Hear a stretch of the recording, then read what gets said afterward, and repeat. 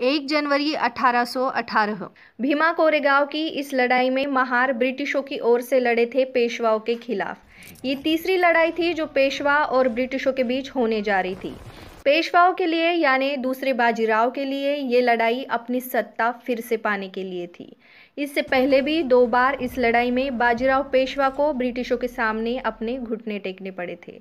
आमतौर पर देखा जाने पर ऐसा लगता है कि ये लड़ाई पेशवा और ब्रिटिशों के बीच की लड़ाई थी। पर क्यों ये लड़ाई महारों की शौर्य गाथा कहलाई और क्यों ब्रिटिश पेशवा लड़ाई एक गौण लड़ाई बनकर रह गई? पेशवा और ब्रिटिश साम्राज्य से पहले महाराष्ट्र में छत्रपति शिवाजी महाराज और उनके बाद उनके बेटे छत्रपति संभाजी महाराज का शासन था। संभाजी महाराज के शासनकाल में सभी जाति धर्म के लोगों को एक समान रखा जाता था। छत्रपति शिवाजी और संभाजी महाराज ने अपने शासन में महारों को अपने सैन्य में शामिल किया था। ये पेशवाओं के लिए एक जबरदस्त झटका था, क्योंकि पेशवा जाति व्यवस्था के कट्टर समर्थक थे। ब्राह्मणों द्वारा निर्माण की गई मनुस्मृति को संभाजी महाराज ने कभी भी नहीं अपनाया। ये बात मराठा साम्राज्य के पेशवाओं के गले नहीं उतर रही थी, क्योंकि पेशवा का यानी ब्राह्मणों का वर्चस्व कम हो रहा था। 11 मार्च 1689 में संभाजी महाराज की हत्या मुगल बादशाह औरंगजेब द्वारा की गई। इसके बाद मुगलों की सत्ता आना प्रत्याशित था, लेकिन ऐसा ना होते हुए सत्ता आती है मनुवादी पेशवाओं की। इसलिए बहुत से इतिहासकारों का ये अनुमान है कि संभाजी महाराज की हत्या ब्राह्मणों द्वारा रचा हुआ एक षड्यंत्र था। आइए जानते हैं संभाजी महाराज की हत्या के बाद उस दिन वडुगांव में जो वाकया हुआ। 11 मार्च 1689 दोपहर को जनाबाई परडी हमेशा की तरह भीमा नदी के तट पर कपड़े धो रही थी। अचानक उसके पैरों को एक मांस का टुकड़ा लगता है।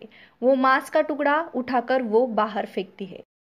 पास से ही गुजरने वाले गडरिये के पास वो मांस का टुकड़ा गिरता है। ये देखकर गडरिया कहता है, अरे जना, ये क्या कर रही हो? जनाबाई कहती है, अरे मामा, किसी ने भीमा नदी के पवित्र पानी में बकरे के मांस के टुकड़े फेंक दिए हैं। इस पर गडरिया कहता है, जना, तुझे पता नहीं, कल रात को छत्रपति संभाजी महाराज की औरंगजेब ने हत्या कर दी है और उनके शरीर के टुकड़े नदी में बहा दिए गए हैं। आदेश दिया है कि कोई भी महाराज के शरीर को अग्नि नहीं देगा। अगर कोई ऐसा करता है तो उसका भी यही अंजाम होगा। ये बात सुनते ही जना राधाबाई पाटिल के वाड़े पे जाती है और पूरी हकीकत बताकर वो ये उम्मीद करती है कि राधाबाई और दामोजी पाटिल अपने राजा के लिए कुछ इंसाफ करेंगे, पर वो नाउम्मीद हो जाती है। गांव के लोगों से भी वो ये कहकर मदद मांगती है कि अपने छत्रपति के राजपुत्र की औरंगजेब ने हत्या कर दी है और हम खामोश कैसे बैठ सकते हैं। हमें हमारे राजा के साथ इंसाफ करना होगा। इसके बाद महारवाड़े से 3 महार नौजवान, गोविंद महार, ढगोजी, मंगोजी महार, ये कहते हुए सामने आते हैं कि जना, शिवाजी महाराज के पालकी को इन महारों ने कंधा दिया है और संभाजी महाराज की तो बात ही कुछ और है। छत्रपति का ये राजपुत्र इन महारों के घर का खाना खा के हमारे साथ हमारे यहाँ पला बड़ा है। कोई सामने आए या ना आए, ये महार अपने राजा के साथ नाइंसाफी नहीं होने देंगे। पूरे गांव की औरतें और नौजवान उसके बाद महाराज के शरीर के टुकड़े जमा करने के लिए आधी रात में नदी में उतर गए। शरीर के टुकड़े जमा करने के बाद महाराज के शरीर को रघुनाथ बाबा की जो वतनी जमीन थी उस पर अग्नि दी गई।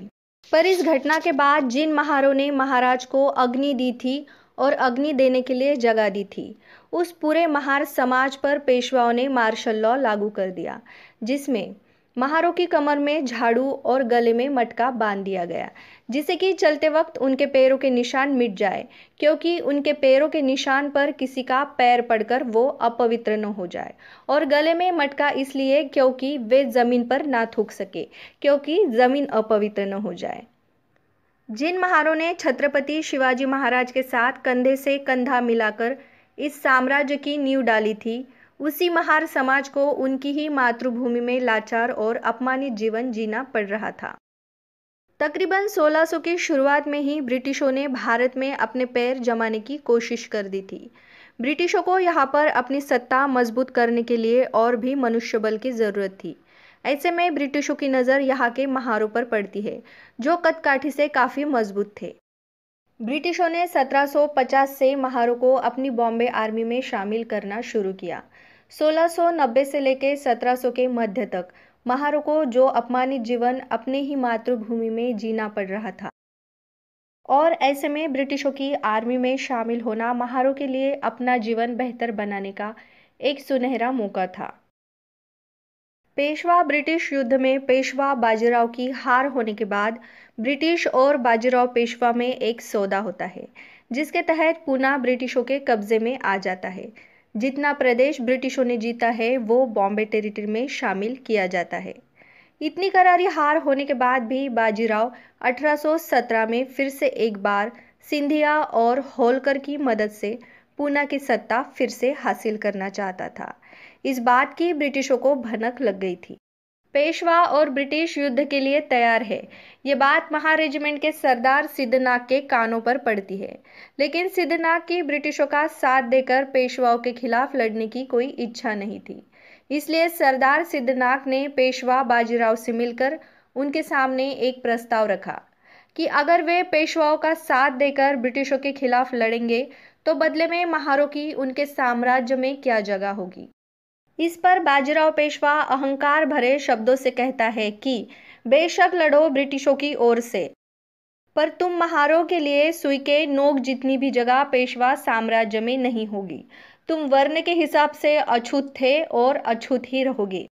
पेशवा के इस जवाब के बाद महारों के लिए ये लड़ाई अब अपने आत्मसम्मान की लड़ाई बन चुकी थी।